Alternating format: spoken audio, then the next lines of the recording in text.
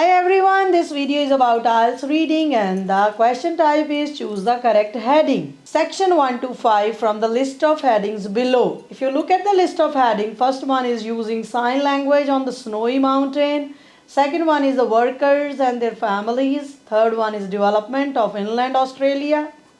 Fourth one is cost of snowy mountain scheme. Fifth one is the unique nature of the scheme. And sixth one is housing the snowy mountains workforce. Seventh one is why the snowy mountains scheme began. And eighth one is learning new ways to communicate. Ninth is recruiting people for the snowy mountain scheme. And the last one is social problems of the workers. See guys, this one is lengthy. हमने जो पिछले दो videos बनाए थे वो तो beginners के लिए थे, स्मॉल पैसेजेस थे, लेकिन अभी जो है ये एक्चुअल एग्जाम रीडिंग टेस्ट है और ये काफ़ी बार ये वाला पैसेज एग्जाम्स में आया है. अगर आप देखें पैसेज का नाम क्या है, the dams that changed Australia, यानी कि ऑस्ट्रेलिया में डैम्स को लेके इस पैसेज में बात हुई है. अब हम देखेंगे किस पैसेज का हेडिंग कौन सा है.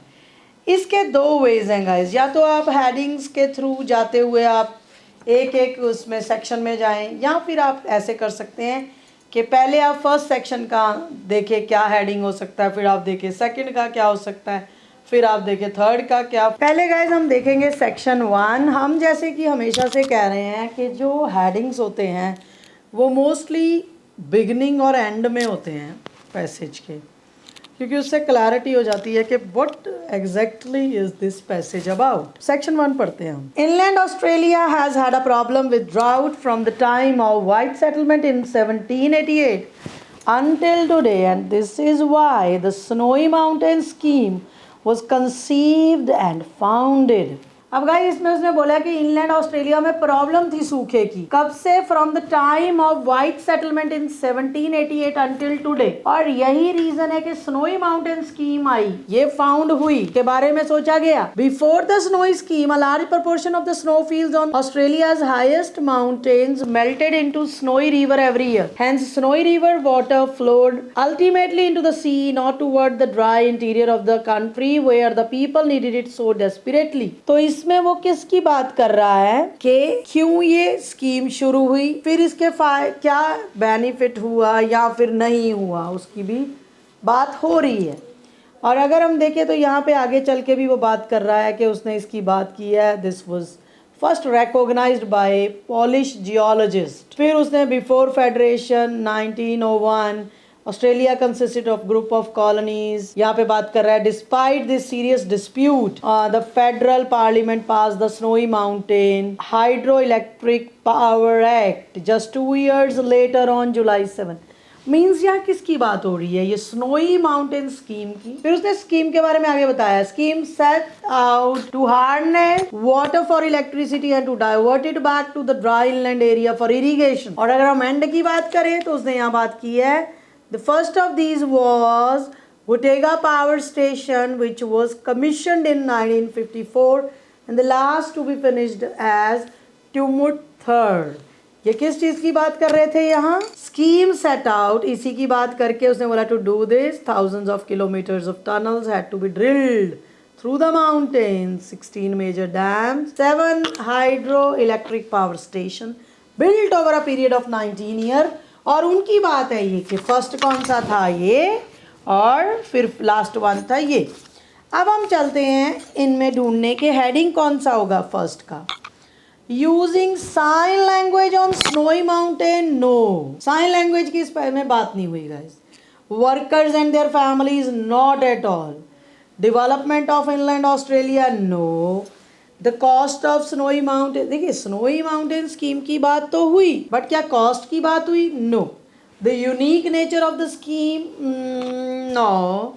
Housing the Snowy Mountains workforce, नहीं, वर्कफोर्स की हाउसिंग की बात तो नहीं हुई. Why the Snowy Mountain scheme began, ये हम रखते हैं अभी 7th one. Learning new ways to communicate, no. Recruiting people, no.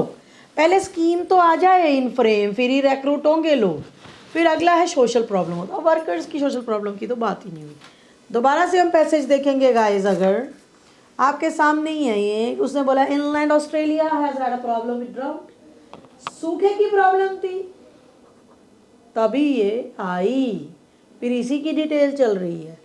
तो इसका हमारा आंसर क्या हो जाएगा? सेक्शन 1 का of course it will be 7। अब हम चलेंगे गाइस सेक्शन 2, क्योंकि इसमें 5 सेक्शंस का ही हमें ढूंढना है, आपको पता है। अब हम सेक्शन 2 निकालते हैं। सेक्शन 2 हमारा स्मॉल है एज कंपेयर टू सेक्शन 1। उसे क्या बोला है? The Snowy Mountain scheme was to alter the face of Australia for ever. Snowy Mountain पहले स्कीम फाउंड हुई, फिर उसी की आगे डिटेल चल रही है। One important change was the recruitment of people from outside Australia. अब यहाँ बात हो रही है गाइस, वो हमने देखा था ना कि रिक्रूटमेंट को लेके अभी हमें डायरेक्ट मिल रहा है आंसर। अभी हम पढ़ के गए थे रिक्रूटिंग पीपल वाला, लेकिन अभी नहीं, हम क्रक्स निकालेंगे because we have to read it till end. Though हम क्विकली स्किम स्कैन करेंगे। आगे उसने क्या बोला है? कहता सबसे इंपॉर्टेंट चैलेंज था रिक्रूट करना लोगों को। While the world was still recovering from the effects of World War, Australian government needed immense numbers of people to work on the snowy. It sought labor from overseas. Overseas से labour लाए जिन्होंने इस पे काम किया from outside the country. 60,000 to 1 lakh.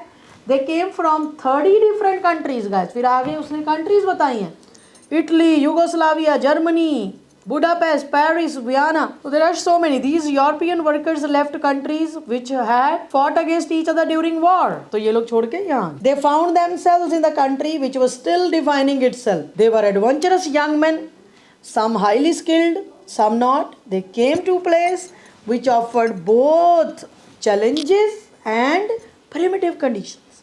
Many were housed in tents in the early days. Early days में उन्हें tents में रहना पड़ गया। अब यहाँ हाउसिंग की बात हुई, लेकिन नॉट इन दैट, पूरे पैसेज में नहीं हुई, ज़रा सी बात हुई। Although some fortunate men were placed in barracks, the food was basic, female company extremely scarce and entertainment lacking. कहते क्या था? रेयर ही था कि फीमेल कंपनी कर सकती थी, और एंटरटेनमेंट तो बिल्कुल ही लैक कर रहा था। लेकिन पूरे पैसेज में बात क्या हुई है? इसमें लोगों को रिक्रूट करने की, कि कहाँ कहाँ से लोग आए, कैसे लेबर आई बाहर से। तो हम जरा फिर से नज़र मारते हैं सारे हेडिंग पे। साइन लैंग्वेज नहीं है, वर्कर फैमिलीज पूरी पैसेज में नहीं बात हुई, थर्ड बिल्कुल भी नहीं है गाइस, फोर्थ नहीं है, यूनिक नेचर नहीं है, हाउसिंग नहीं है, हाउसिंग की थोड़ी सी बात हुई है। एक दो लाइनों में बात होना डजंट मीन द पैसेज। पूरे पैसेज का हेडिंग ये हो जाएगा। वाई द स्नोई, ये ऑलरेडी कट चुका है फर्स्ट में। तो अभी learning new ways, no.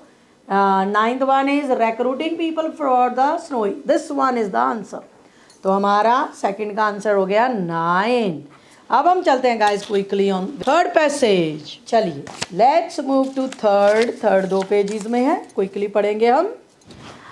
I hope it is visible guys. Third passage देखते हैं, section 3। Many new arrival spoke only limited English. Language की बात होगी, हम ऑलरेडी गाइस हेडिंग्स पढ़ चुके हैं, हमें थोड़ा सा आइडिया तो है, पर फिर भी हमें पढ़ना है।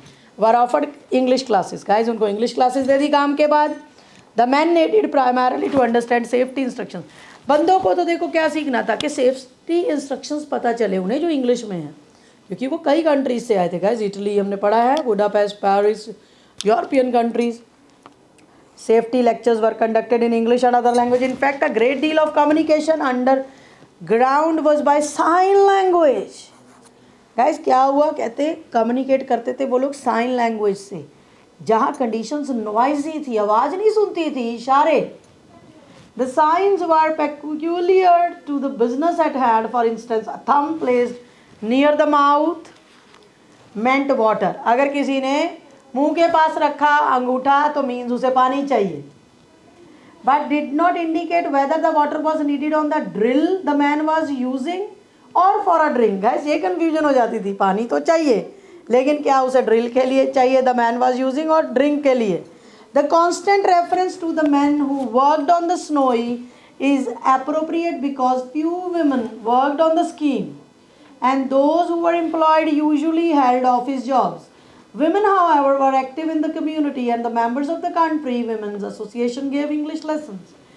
Other English instruction was provided by Australian Broadcasting Commission, which ran daily broadcast to help the newcomers with the language. अब देखते हैं गाइस कहाँ किसकी बात हो रही है और क्या आंसर होने वाला है। Where is the page? This question, third one का आंसर क्या है हमारा? Now we will see where the answer is. Section 3 का again guys in the beginning only क्या पढ़ के गए हैं हम C में? Many new arrivals spoke only and were offered classes after work. और यहाँ क्या बात हो रही है? साइन लैंग्वेज की. अभी इसका आंसर क्या होगा? Using sign language on the Snowy Mountain. Guys हो सकता है यहाँ बात हुई है उसने ग्रेट डील, लेकिन इसका कंफ्यूजन क्या था? उसने बोला साइन का कि पानी पीने के लिए चाहिए या ड्रिल के लिए चाहिए, लेकिन आगे चल के किसकी बात हुई?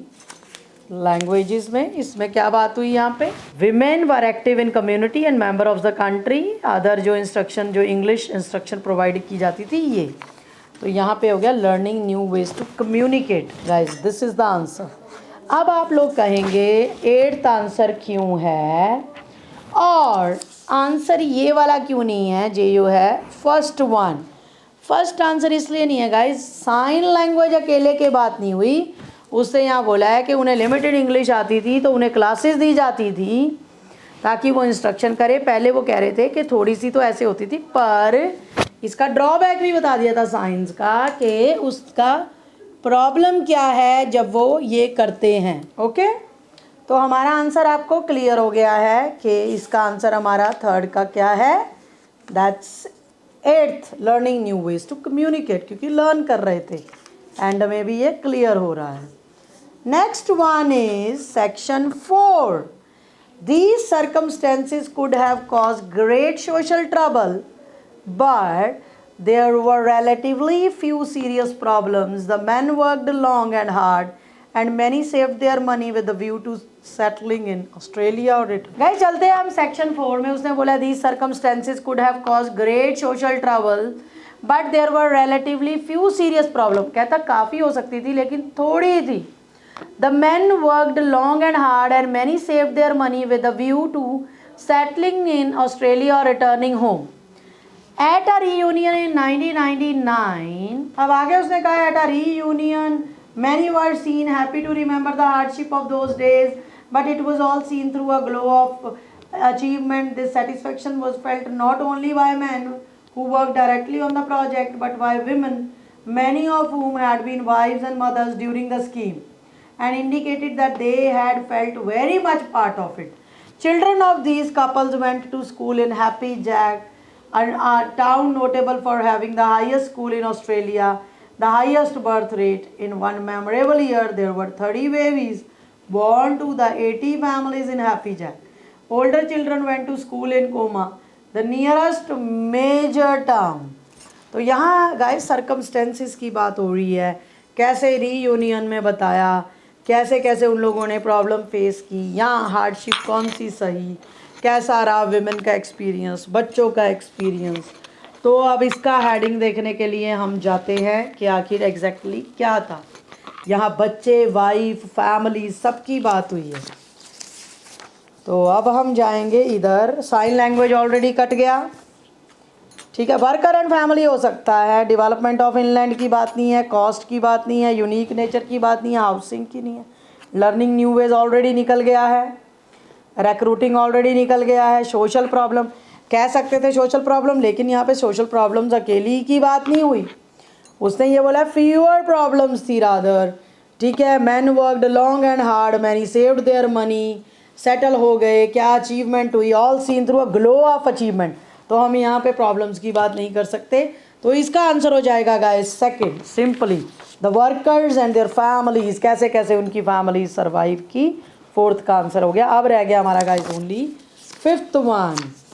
चलते हैं quickly. The scheme is very unlikely to be repeated, ठीक है. The expense of putting the power station underground would now be prohibitive. कहता ये रिपीट नहीं, अनलाइकली टू बी रिपीटेड. लगता नहीं था कि स्कीम कभी रिपीट होगी. द एक्सपेंस जो था जो ये करने का अपना पावर स्टेशन, ये भी अभी लग रहा था वुड नाउ बी प्रोहिबिटेड, है ना. इस पर भी रोक लगा दिया. Our current information about ecology would require a different approach, क्योंकि अभी हम लोग थोड़ा इन्वायरमेंट फ्रेंडली हो गए हैं, तो हो सकता है हमारी डिफरेंट अप्रोच हो ट्रीटमेंट को लेकर रिवर्स की. तो इसकी बात करते हुए वो जा रहा है. The Snowy Mountain scheme is only hydro electric scheme in the world to be totally financed for the sale of its electricity, as well as being a great engineering feat. The scheme is a monument to the people from around the world who dare to change their life. कहते ये एक तरह से एक example बन गई लोगों के लिए दुनिया में जो चाहते थे अपनी ज़िंदगी चेंज करना। Some are living and working in Australia, many have retired there, some have return to their countries of origin, every one of them contributed to altering Australian society forever. तो अब हम देखेंगे आंसर क्या हो सकता है guys इसका। Again first one नहीं है, वर्कर एंड फैमिली ऑलरेडी निकल गया। Development of inland Australia, cost की बात नहीं हुई। यूनिक नेचर ऑफ स्कीम, ये हम कह सकते हैं यूनिक नेचर ऑफ स्कीम, जिसका दुनिया के सामने वो एग्जाम्पल हो गई। कहाँ से क्लियर हुआ हमें ये फिफ्थ में, कैसे क्लियर? उसने बोला ये देखिए स्कीम ऐसी, एक्सपेंस जो था अभी ऐसा नहीं हो सकता क्योंकि अब डिफरेंट है। अदर जो स्कीम्स हैं, उसने स्कीम्स के एग्जाम्पल भी दिए किसी, उसने कहता इसको फॉलो किया, अदर हैव फॉलोड, ठीक है। और क्या हुआ, उस दूसरी स्कीम्स ने उसे फॉलो किया। जो ये स्कीम थी ये ओनली हाइड्रो इलेक्ट्रिक स्कीम है, तो ओनली है तो क्या हो गया, ये क्या बन गई गाइस, दिस इज क्या बन गई ये, यस यहाँ से ही आंसर निकला है guys. Only hydro electric scheme in the world totally finance from the sale of electricity. तो इसकी ये क्या हो गई, डिफरेंट नेचर। तो आंसर हमारा हो गया है इसका यस 5, इट्स 5। सो गाइस आज हमने रियल एग्जाम पैसेज के चूज द करेक्ट हेडिंग्स को अटेम्प्ट किया है। आई होप इस वीडियो से आपको थोड़ा आइडिया हो जाए how to find the answer, या कोई टिप्स मिल जाए जिससे आपके लिए ये क्वेश्चन टाइप इजी हो जाए। Thank you for watching this video.